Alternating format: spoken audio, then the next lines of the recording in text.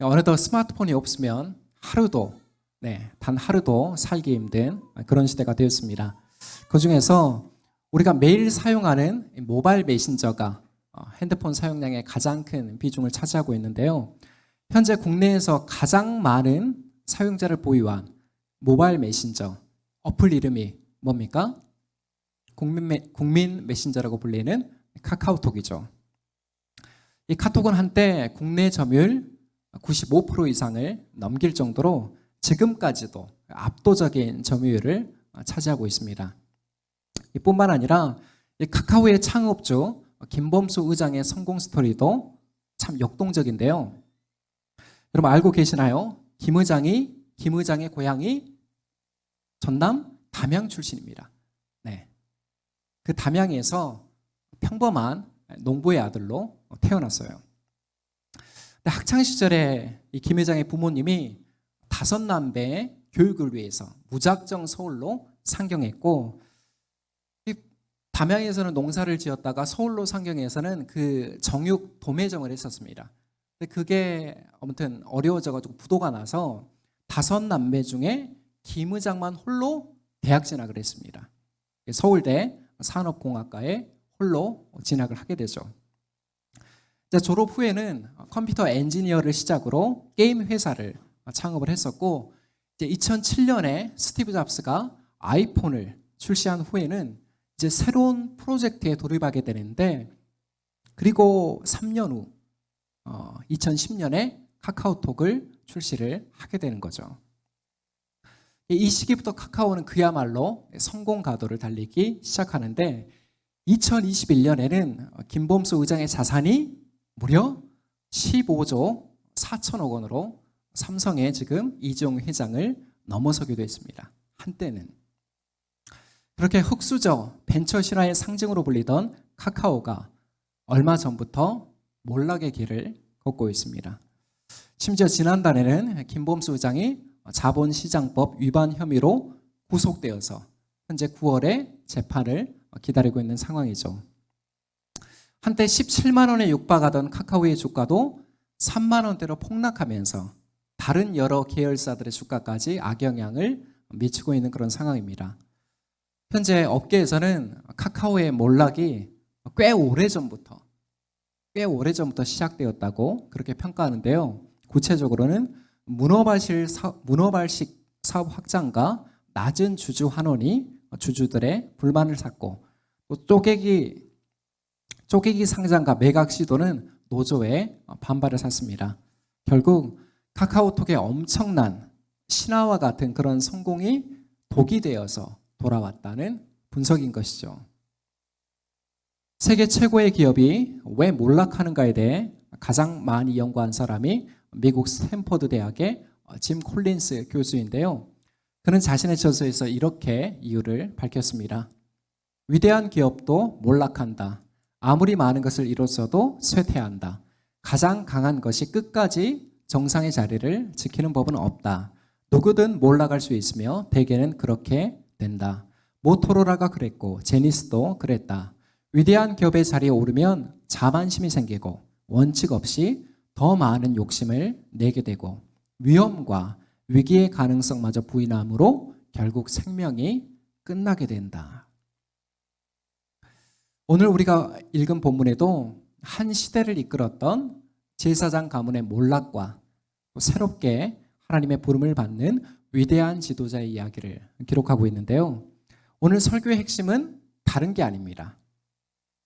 우리가 섬기는 하나님이 한 인물이나 나라를 바닥에서 정상으로 올리시고 또한 정상에서 바닥으로 낮추시는 역사의 주관자라는 사실인 것이죠. 이 분명한 진리를 기억하면서 이제 우리가 말씀 속으로 들어가 보도록 하겠습니다. 높이시고 낮추시는 하나님, 첫째는 하나님께 드려진 아이입니다. 우리 1절에서 3절 말씀 함께 읽도록 하겠습니다. 시작. 어린 사무엘이 엘리 곁에서 주님을 섬기고 있을 때이다. 그때에는 주님께서 말씀을 해주시는 일이 드물었고 환상도 자주 나타나지 않았다. 어느 날 밤 엘리가 잠자리에 누워있을 때였다. 그는 이미 눈이 어두워져서 잘 볼 수가 없었다. 사무엘은 하나님의 궤가 있는 주님의 성전에서 잠자리에 누워 있었다. 이른 새벽 하나님의 등불이 아직 환하게 밝혀져 있을 때. 아멘.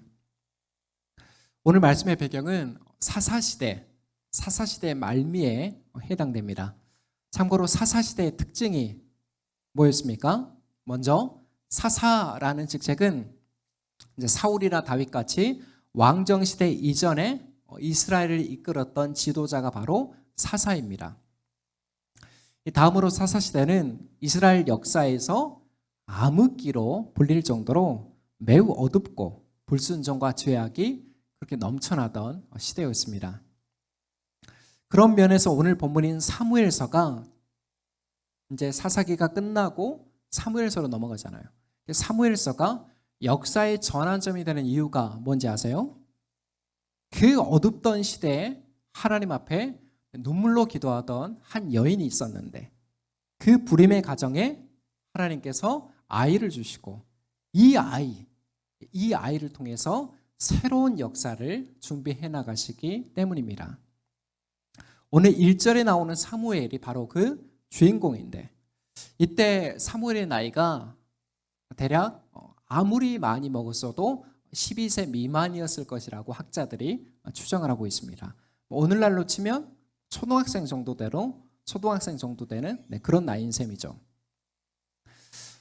1장과 2장을 읽어보면 참 사무엘의 이야기가 절절하죠. 어땠습니까? 한나가 그 아이를 젖을 떼자마자 하나님의 전에 드렸고 그때부터 지금까지 사무엘은 엘리 제사장 곁에서 하나님을 섬기고 있었잖아요. 우리도 절에 보면 비슷한 모델을 볼 수가 있죠. 절에 어린 친구들인데 뭐라고 부릅니까? 동자승이라고 부르잖아요. 그리고 이 시기는 앞에 설명한 대로 영적인 암흑기인데 1절 하반절에 그 특징이 나오는데 어떠합니까? 여호와의 말씀과 환상, 곧 하나님의 계시가 매우 드물게가 아니라 거의 나타나지 않았던 시기입니다. 영적인 암흑기의 특징이 뭐예요? 하나님의 계시가 없는 거예요. 이어서 2절과 3절은 엘리 제사장과 어린 사무엘의 모습을 대조적으로 보여주고 있는데 먼저 엘리의 모습이 어떠합니까? 어느 날 밤에 엘리가 잠자리에 누웠는데 그의 눈이 어두워져서 잘 볼 수가 없었다고 그렇게 기록을 하고 있습니다. 언뜻 보면 별로 이상할 게 없어 보여요. 나이가 많으면 어떻습니까? 노안이 오는 게 당연하잖아요. 그러나 지금 엘리의 눈이 어둡다는 그 묘사는 그런 뜻이 아니라 엘리의 영적인 눈이 어두워졌다는 의미입니다. 영적인 의미인 것입니다. 그 단적인 예가 앞에 1장과 2장에 어떻게 나오고 있습니까? 먼저는 1장에서 성전에서 기도하는 한나의 모습이 나오는데 엘리 제사장의 그 모습을 보고 뭐라고 말합니까? 이 여자가 포도주에 취했다, 술에 취했다, 그렇게 오해했고 또 2장에 엘리의 두 아들이 나오죠. 그 두 아들이 정말 망나니 같이 입에 담을 수 없는 그런 무도하고 패역한 죄를 저지르고 있음에도 불구하고 엘리가 어떻게 대했습니까? 말로만 책망했지 실제적인 징계는 가하지가 않았던 것이죠. 바로 이런 모습들이 엘리의 영적인 눈이 심각하게 어두워져 가고 있음을 보여주는 대목입니다. 반면 3절에 나오는 어린 사무엘의 모습은 어떻습니까? 참고로 당시 성막 안에는 지금은 솔로몬 성전이 지어지기 전이기 때문에 실로에 성막이 있었습니다. 정확한 명칭은 성전이 아니라 성막이죠. 성막 안에는 성소와 지성소가 있고 맨 안쪽에 있는 지성소에는 모세의 율법을 담은 하나님의 법궤가 안치되어 있었죠. 그리고 지금 사무엘이 있는 그 성소에는 7개의 촛대가 있는 금 등잔이 놓여 있었습니다. 레위기에 보면 제사장들이 밤새도록 그 성막 안에 머무르면서 이 등잔불이 꺼지지 않도록 기름을 넣으면서 계속해서 관리를 해야만 했습니다. 그렇게 지금 사무엘은 여호와의 전, 그 성막 안에서 일종의 불침번을 서고 있었던 것으로 우리가 볼 수 있는 것이죠. 이해되시나요? 하나님의 밝은 등불 아래 있었던 사무엘은 곧이어 들려오는 하나님의 음성을 들을 수 있었고, 어둠 속에 있었던 엘리는 그 음성을 들을 수가 없었던 것입니다. 대조적으로 지금 엘리와 사무엘의 모습을 보여주고 있는 거예요. 오늘은 참 우리 교회 뜻깊은 주일입니다. 이유가 뭐 때문입니까? 김대현 장유사님 가정이 아린을 출산하고 처음으로 아이를 안고 새 가족이 교회에 나왔기 때문입니다. 예배 전으로 아린이 울음소리가 예배당에 울려 퍼졌는데요. 예전 같으면 어떻게 했습니까? 그 울음소리가 예배에 방해된다고. 아야, 얼른 애기 좀 달래라. 이렇게 손짓하는 그런 분위기였습니다. 그런데 저는 오늘 그 울음소리가 하나도 불편하지 않고 오히려 감격스럽습니다. 그 이유가 뭘까요? 어느덧 그 울음소리조차 듣기 매우 희귀해진 시대가 되었기 때문이에요. 지금 합계 출산율이 어떻습니까? 한 명도 낳지 않는 시대잖아요. 비단 우리 교회만의 문제가 아닌 것이죠. 이제 대한민국은 저출산을 넘어서 어디로 접어들었습니까? 인구 소멸 국가로 접어들었기 때문에 앞으로 이런 아기의 울음소리는 더욱더 듣기가 어려워질 전망입니다.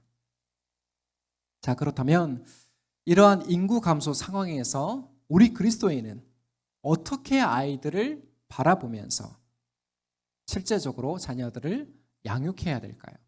이 질문이 필요한 것입니다. 오늘 본문에 나온 대로 답은 어떻게 키우는 것입니까? 사무엘처럼 하나님 앞에 자녀를 세우는 것이죠. 어제도 이제 오전에 다음 세대 수련회를 마치고 저희가 준비해간 음식이 좀 제법 남았습니다. 그래서 제가 이제 많이 피곤하고 들어가서 말씀 준비도 해야 되는데 아내가 김대현 집사님 가정에 가서 남은 거 같이 좀 식사하고 들어가면 어떻겠냐고 해서 그렇게 상무직으로 넘어갔습니다.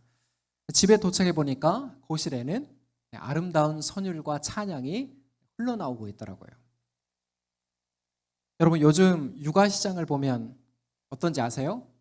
이제 아이를 평균 한 명도 낳지 않는 시대이기 때문에 예전에는 제품들을 싸게 만들어서 많이 파는 그런 박리담의 구조로 기업들이 매출을 올렸었는데요.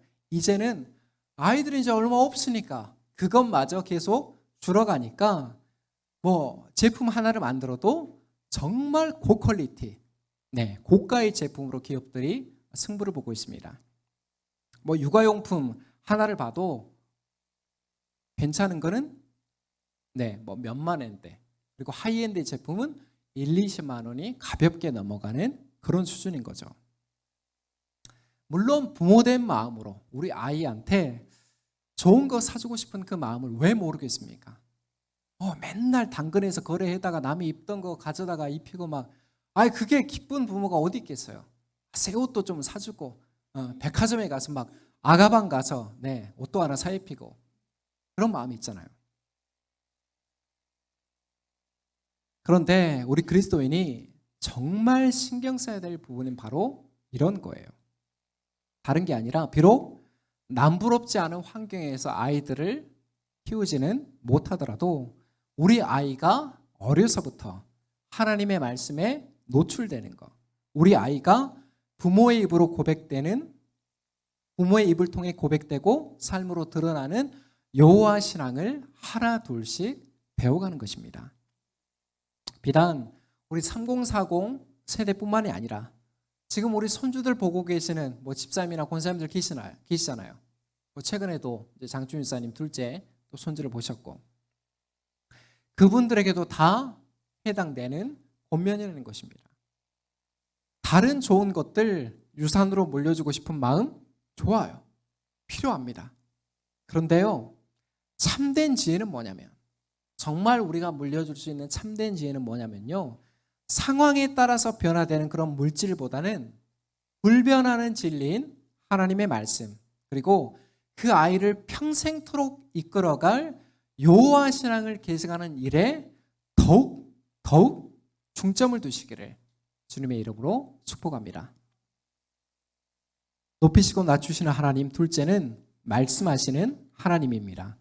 우리 나머지 4절에서 10절 말씀 집중해서 함께 읽도록 하겠습니다. 시작.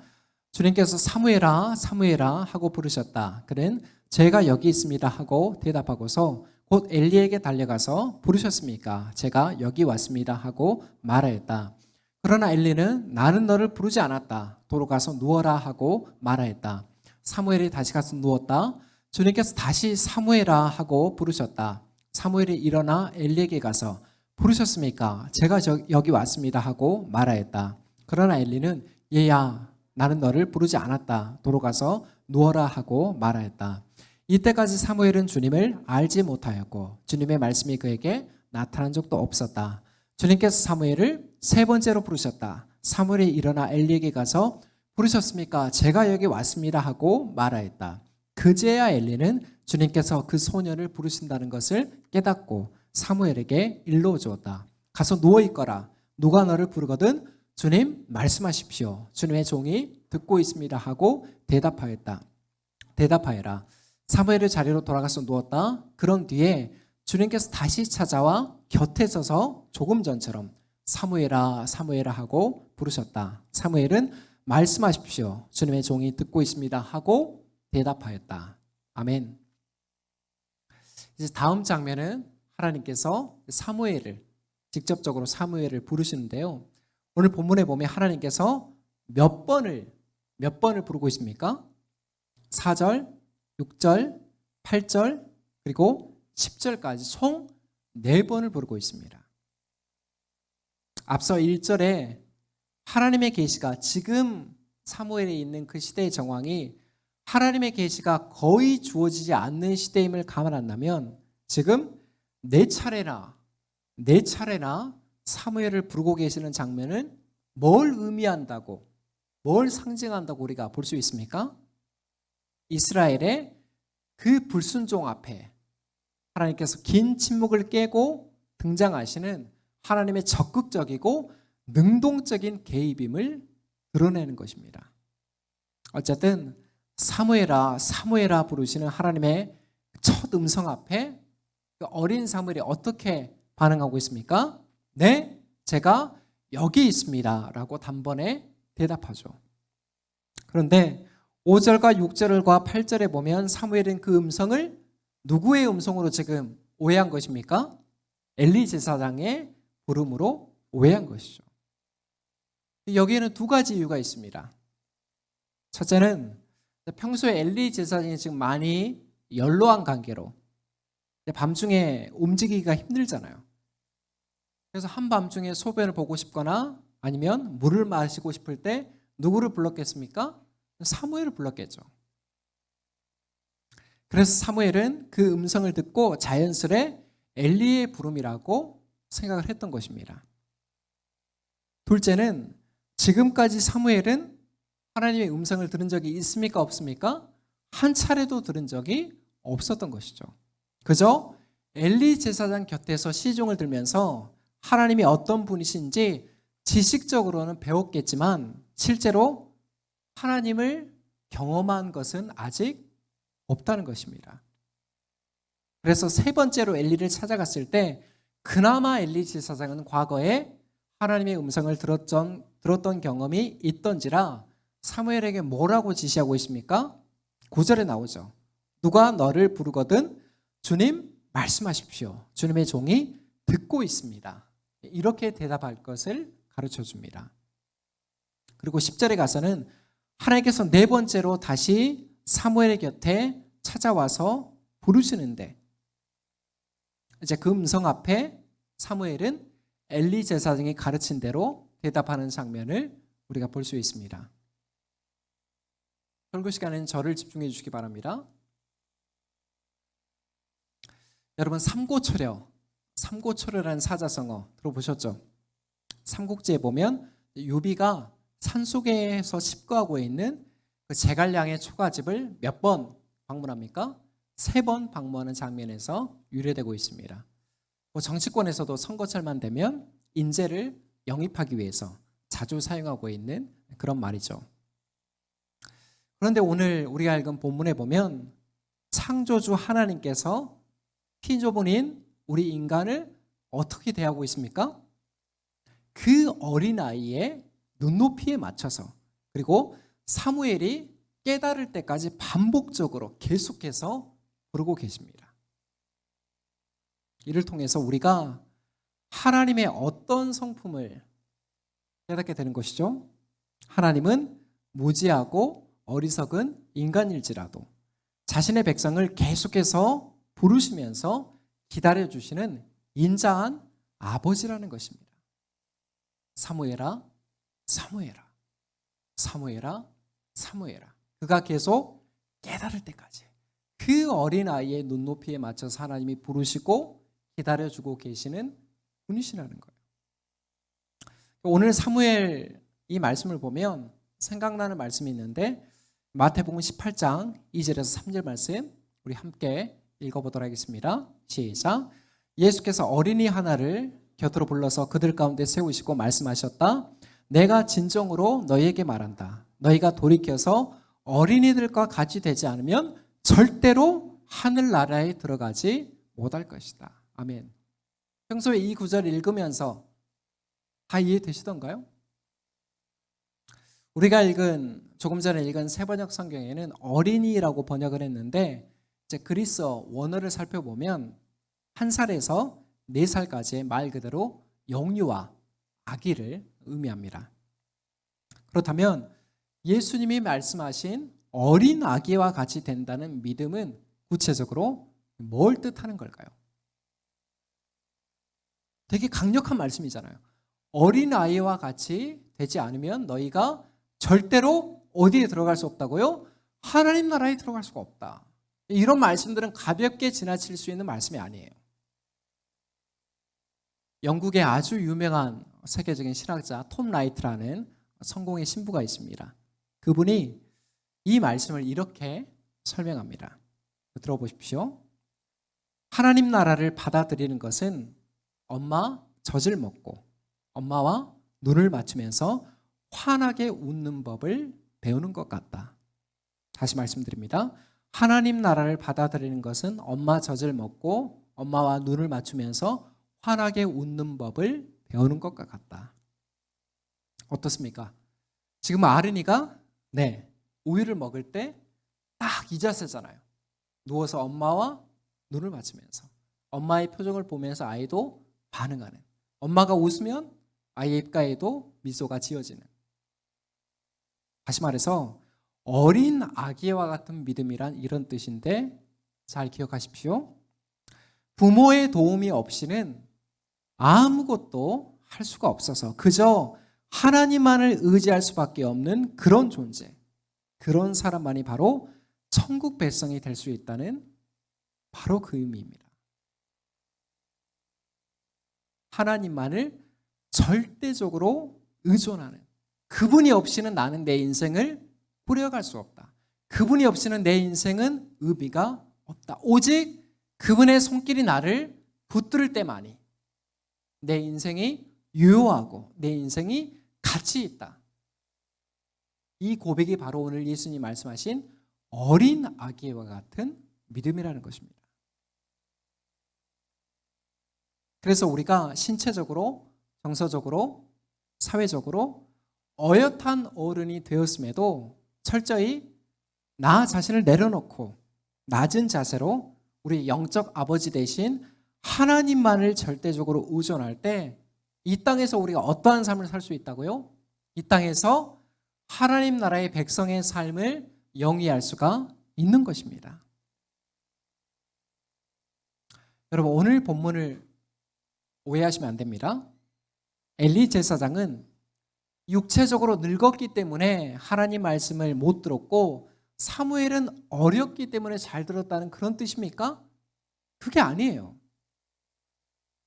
자, 우리 교회에도 이제 계시고 다른 곳에서도 만나보면 비록 나이가 많이 들었어도 어찌나 순수하게 얼마나 아름답게 신앙을 지켜가는 분들이 계신지 모릅니다.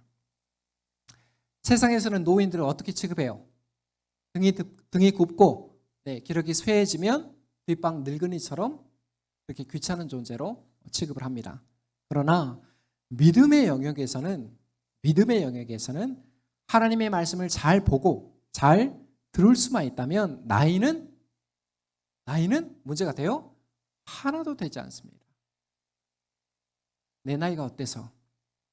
유행가 있잖아요. 나이는 하나도 문제가 되지 않는다는 거예요.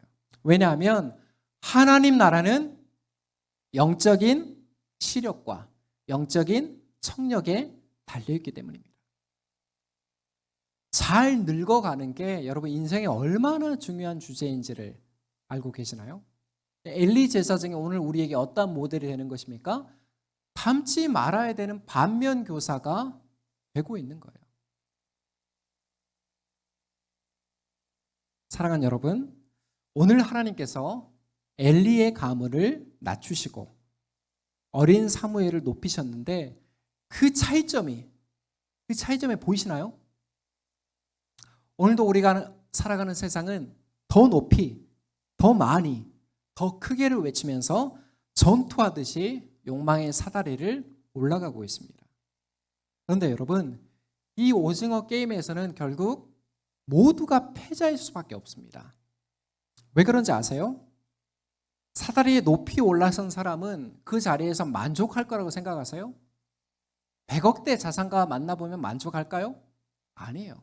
200억대, 300억대 자산가를 보면서 부러워하고 열등감에 시달립니다. 만족되지 않은 욕망과 혹시나 뒤처지지 않을까에 대한 불안과 두려움 때문에 평화를 경험하기가 매우 어렵습니다. 그리고 밑에서 조금씩 정말 남들이 보기에 속도가 너무나도 느려 보이는 사람은 마음이 어떨까요? 그 시선은 위를 향하잖아요, 사람은. 기약 없는 그 성공에 대한 박탈감과 열등감에 또 끊임없이 시달리고 있습니다. 이 오르락 내리락 하는 이 사다리 게임, 이 오징어 게임이 우리가 살아가는 세상의 룰인 거예요.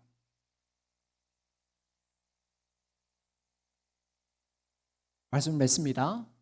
사랑하는 여러분, 우리를 높이시고 낮추시는 주권이 오직 하나님께만 있음을 믿는다면 아멘 하시기 바랍니다. 더불어서 우리가 지금 놓여 있는 환경이 다들 다르잖아요. 어떤 분들은 좀 살만한 그런 환경에 있는 분들도 계시고 어떤 분들은 그저 한 주, 한 달 그 지난한 세월을 버텨가시는 분들도 계실 것입니다.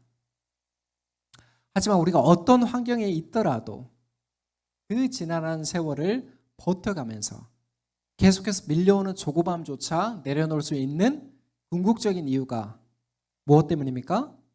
어떤 목소리보다 하나님의 말씀 앞에 귀 기울이고 그 주님 앞에서 신실함을 지켜가면 높이시고 낮추시는 건 하나님의 때, 하나님의 손에 달려있노라고 우리가 그렇게 믿기 때문입니다. 아멘이세요? 아니, 우리가 다 높아지면 낮은 자리는 누가 차지하게 되는 거예요? 하나님, 머리가 될지언정 꼬리는 되지 말게 해주십시오. 우리 예전에 이런 기도 많이 했었잖아요.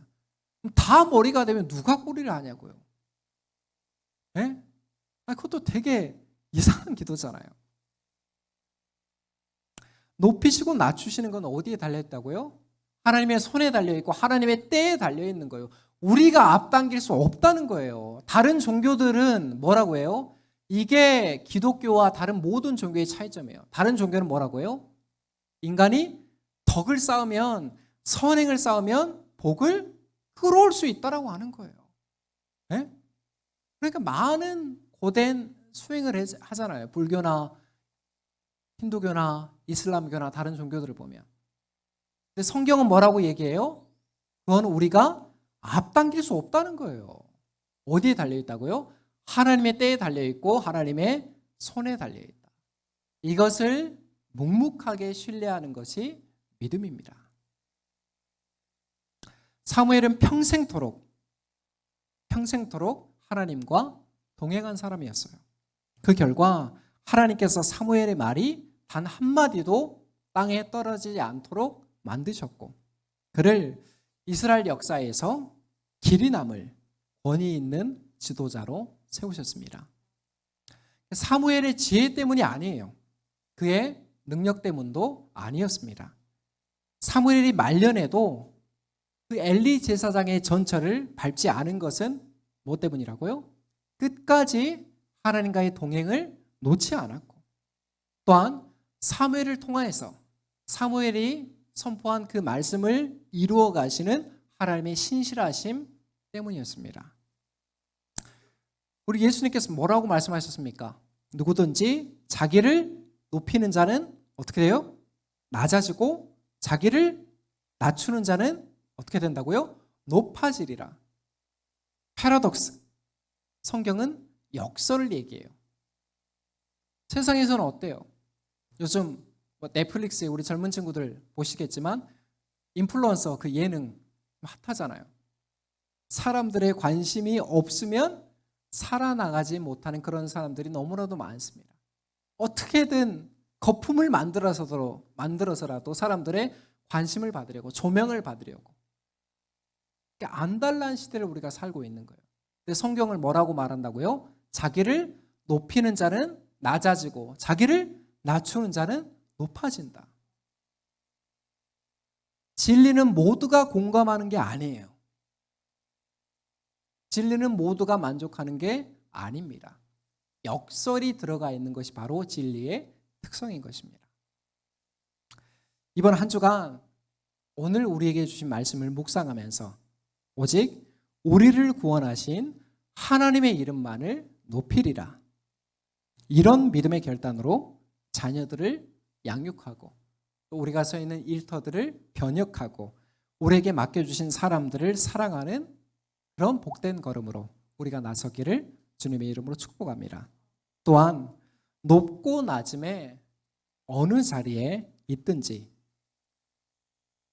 이제 설교를 마쳐야 될 시간이 된 것 같습니다. 높고 낮음에 어느 자리에 있든지 우리를 한결같이 끝까지 사랑하시는 그 주님과의 친밀한 교제 안에 거하기를 예수 그리스도의 이름으로 축원합니다. 기도하겠습니다.